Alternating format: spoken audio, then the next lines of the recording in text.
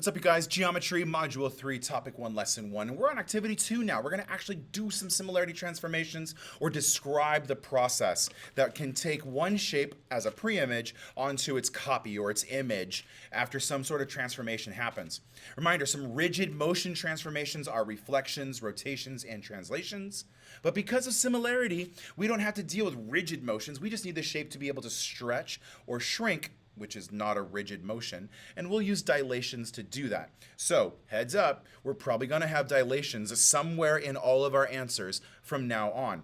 Two or more geometric figures are similar when a sequence of dilations and, that's the key thing, dilations and, I mean they say or, but let's be real, dilations for similar figures. When they map one figure onto the other, that's the pre-image to the image.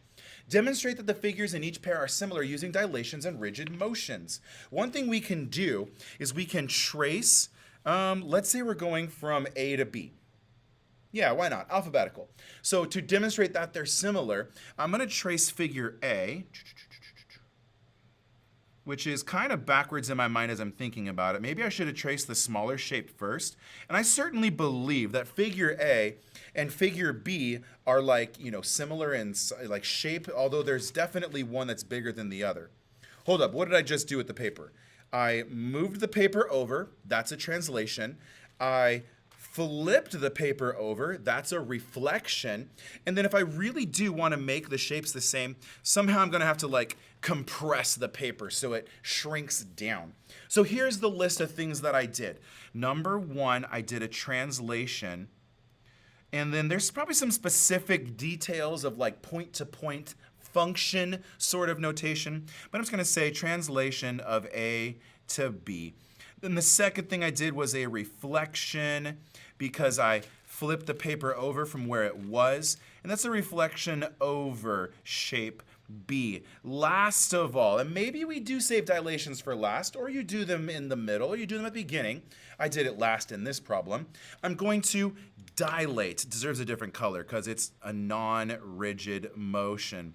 Dilation of shape A onto B. And if you follow those three steps in this problem, that is going to be the sequence of transformation. Sequence 1, 2, 3.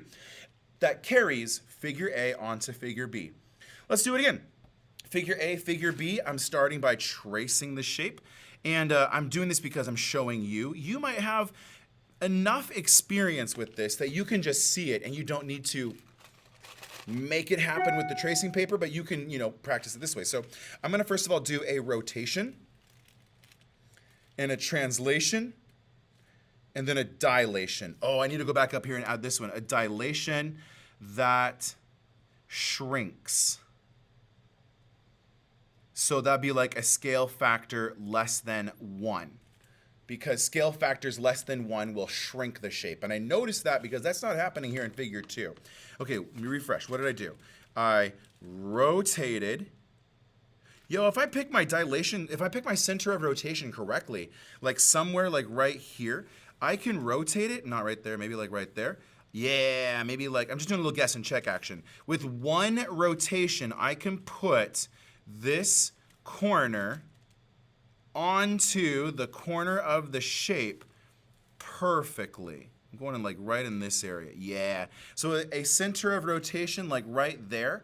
And then I'm going to do a dilation to grow the shape up. I don't even need to do a translation first, although that's totally an acceptable first step. My first step is somewhere in here is a center of rotation. Big old question marks, all right? But step 1, rotation of A onto B. And then step 2, doing this sequence in 2 steps, a dilation with the scale factor greater than 1 because we want the shape to stretch, and scale factors greater than 1 will do that. I should add the word stretch here. To stretch A onto B. Yeah, I'm happy with that. I think that's good. I think that's solid. Okay, thank you so much for watching this video. That was page 451, reminder. We're in activity 2 of this similar figures conversation. Up next, on the next page, 452, is this consider the diagram and proving or showing some mapping. So, encourage you to stick around. Thank you for watching this video. See you in the next episode.